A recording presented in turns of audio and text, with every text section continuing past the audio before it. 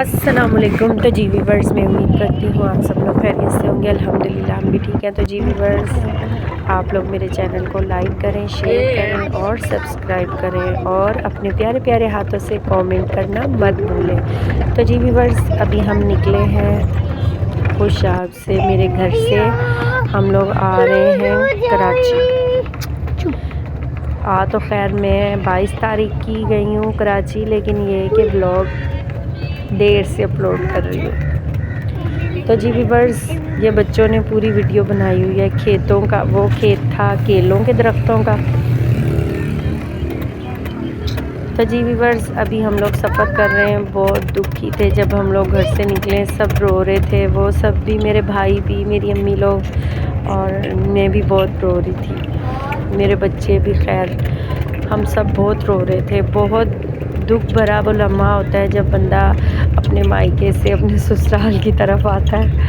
खैर जब यहाँ आ जाते हैं अपने घर पे, फिर तो एडजस्ट हो जाते हैं, दिल लग जाता है, क्योंकि अपना घर है, बच्चे हैं। तो लेकिन वो लम्हा ही कुछ ऐसा होता है।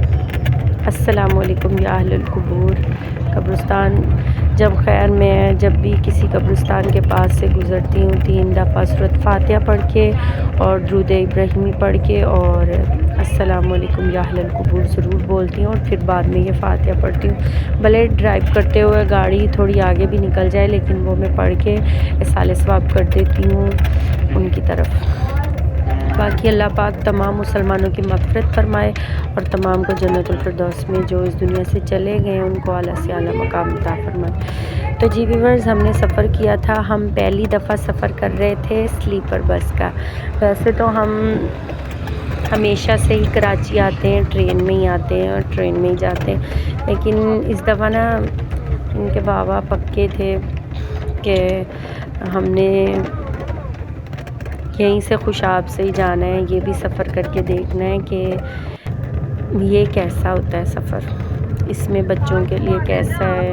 हमने खैर दूसरी स्लीपर बस की सीटें करवाई थी, थोड़ी महंगी थी, लेकिन ये कि हिसाब वही पड़ गया था जो हमने फ़ैसलाबाद, खुशाब से फ़ैसलाबाद जाना था, फ़ैसलाबाद से फिर कराची ट्रैवल करना था। सारा अमाउंट हमने हिसाब लगाया तो हिसाब वही पड़ रहा था, लेकिन ये कि ये ज़्यादा बेस्ट रहा है। कैसे कि एक ही जगह से सामान जैसे रख लिया।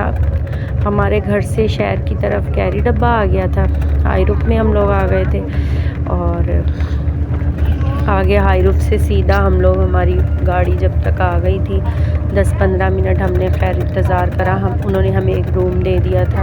उस टाइम में इतनी दुखी थी ना, मुझे याद ही नहीं रहा कि मैं वीडियो बनाती। एक रूम जो दिया था उसमें भी बैठ के मुसलसल मैं रोने में लगी हुई थी। 2 महीने के बाद जब वापसी घर आ रहे थे ना, तो बहुत दिल ऐसे हो रहा था और बिल्कुल पता भी नहीं चला कि 2 महीने कैसे गुजर गए इतनी जल्दी। वैसे तो गुज़रता ही नहीं है टाइम, लेकिन वहाँ घर गए थे तो पता ही नहीं चला कैसे गुज़र भी गया। तो जी व्यूअर्स, हर बेटी के लिए, जो बेटियाँ दूर होती हैं उन सब के लिए, हर बेटी के लिए वो थोड़ा सा मुश्किल मरहला होता है जब वालिदैन के घर से निकलते हैं। 1-2 दिन थोड़ा एडजस्ट होने में लगता है, उसके बाद जब अपने घर में आ जाते हैं अपने घर वालों के पास, तो फिर इतना महसूस नहीं होता, बंदा एडजस्ट कर लेता है और दिल भी लग जाता है। लेकिन ये है कि वो लम्हा बहुत मुश्किल होता है जब अपने घर वालों से दूर आना होता है।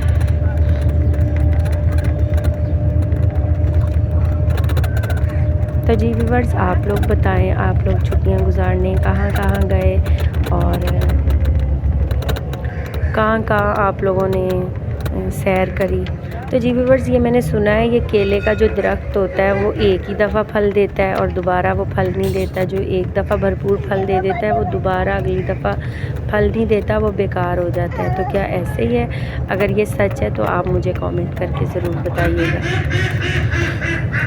तो जी व्यूअर्स, बतखें भी बहुत शोर करती हैं।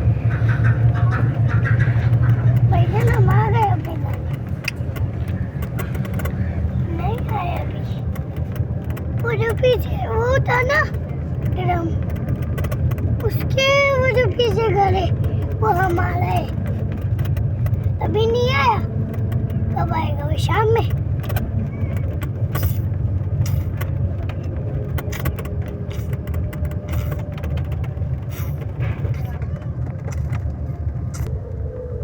मुन्नी है, उसने खेतों के उस तरफ बहुत प्यारा अच्छा घर देखा तो कह रही है हमारा घर आ गया भाईजान, हमारा घर आ गया, हमारा घर शाम में आएगा। अभी तो हम हमारे घर से हाई रूफ में जा रहे हैं, एकदम से झटका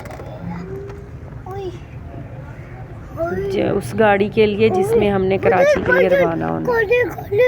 और बच्ची अभी से कह रही है हमारा घर आ गया। बैठूं पंजे पे।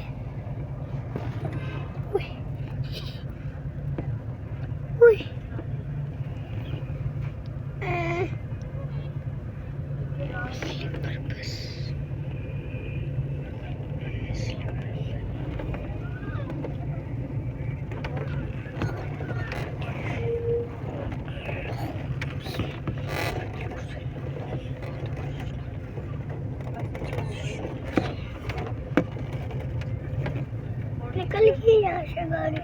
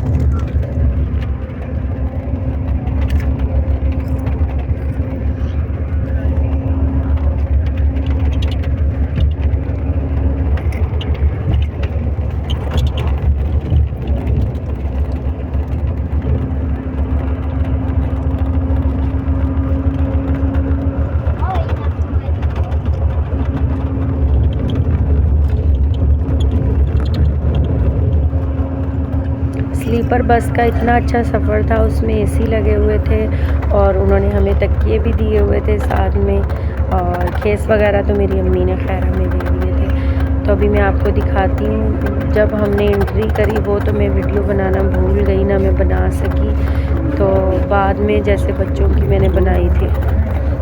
तो जी व्यूवर्स यहाँ हम लोग, मैं आपको दिखाती हूँ, बच्चों को हमने सुबह का जो नाश्ता करवाया, इन्होंने हमें होटल में गाड़ी जैसे लगाई है, एक तरफ रेस्टोरेंट में इन्होंने हमें खाना खिलाया। मैं वो भी रिकॉर्ड करना ही वीडियो भूल गई। तीन किस्म के सालन आए थे, गरम गरम रोटी थी, ये एलईडी लगी हुई है, और ये एसी, ये वाला एक एसी। तो जी व्यूवर्स यहाँ जो डबल बेड था उस पे 3 एसी लगे हुए थे, ये मोबाइल चार्ज की भी सहूलत थी इसमें, और जो सिंगल बेड था उस पे 2 एसी थे। ये सामने एलईडी भी लगी हुई थी। खैर हमने तो चलाई नहीं, हमारे पास मोबाइल थे, मोबाइल यूज़ कर लिया, नहीं तो बच्चों ने आपस में खेल के टाइम स्पेंड कर लिया। तो चलिए सुबह का नाश्ता करवाते हैं बच्चों को। हमने खोया खिला दिया था और साथ में एक कप दूध का पिला दिया था। बहुत मज़ा आया था। आप लोग मेरी वीडियो को लाइक करें, शेयर करें और सब्सक्राइब करें, और मुझे इजाज़त दीजिए। अगले व्लॉग में इंशाअल्लाह आपके सामने हाज़िर होंगी फिर, और तब तक के लिए इजाज़त दीजिए। अल्लाह हाफ़िज़।